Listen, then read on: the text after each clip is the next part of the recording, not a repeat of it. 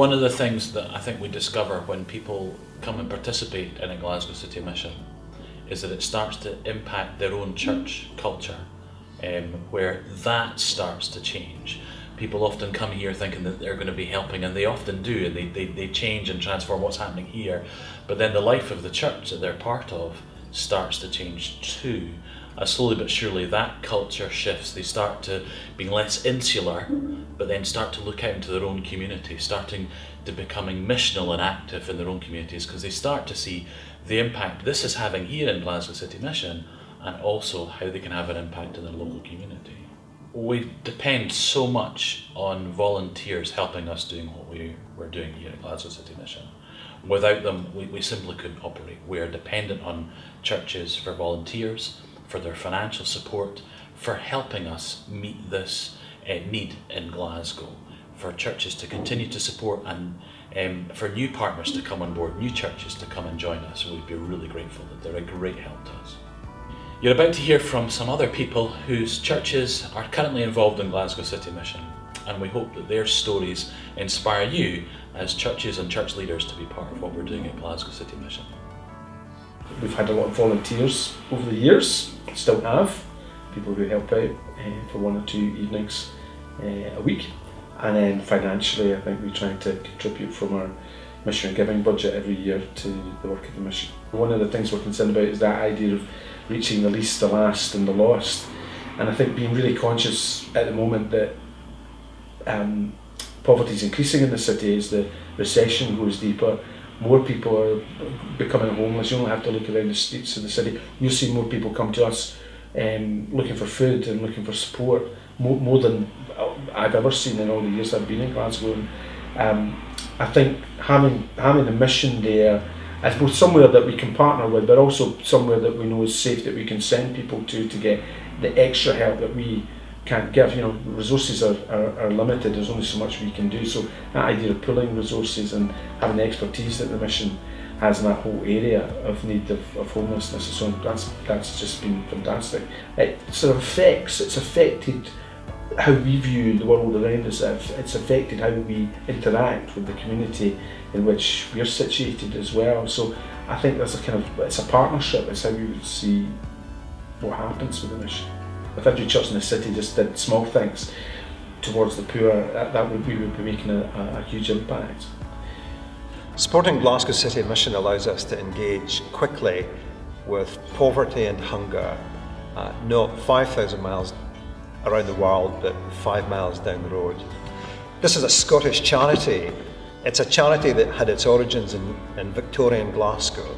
It's a vision that has been owned throughout the world that began in Glasgow. So for Scottish churches to become involved in Glasgow City Mission is to be involved in a movement within Glasgow, the Central Belt, indeed the world, that brings out the very best of people who can be able to stand in solidarity with some of our community and society's neediest people. I think the effect has been singularly positive. There is something about the story of a 18th century entrepreneur, the like of which David Naismith was, that brings out the best of people in Scotland, that says, they did it, let's do what they did and try and do that even better.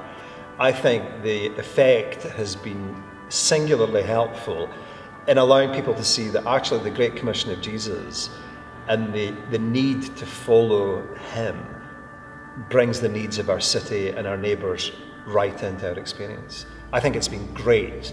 It's been wonderful to see the age spread of people who've gotten involved in the schools as well.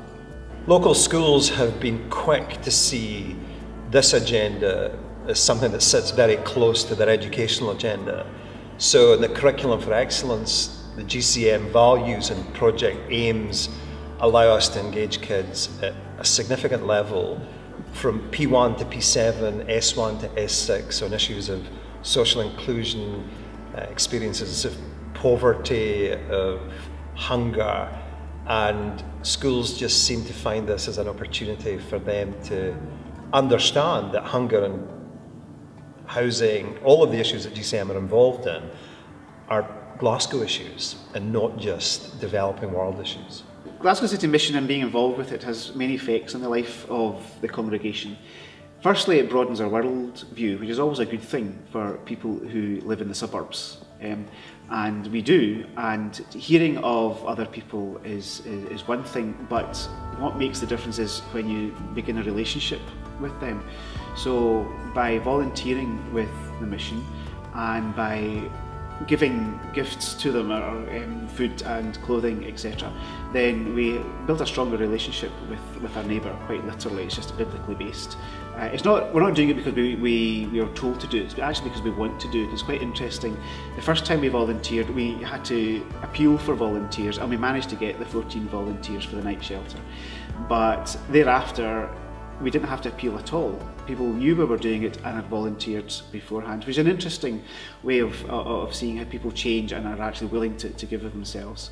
Congregations like our own and others can get involved with Glasgow City Mission in lots of different ways. I think the first way and the most important way is to not imagine you can solve the whole problem, but contact Glasgow City Mission, talk to them, offer them an idea of what your congregation is like and the gifts that your congregation has.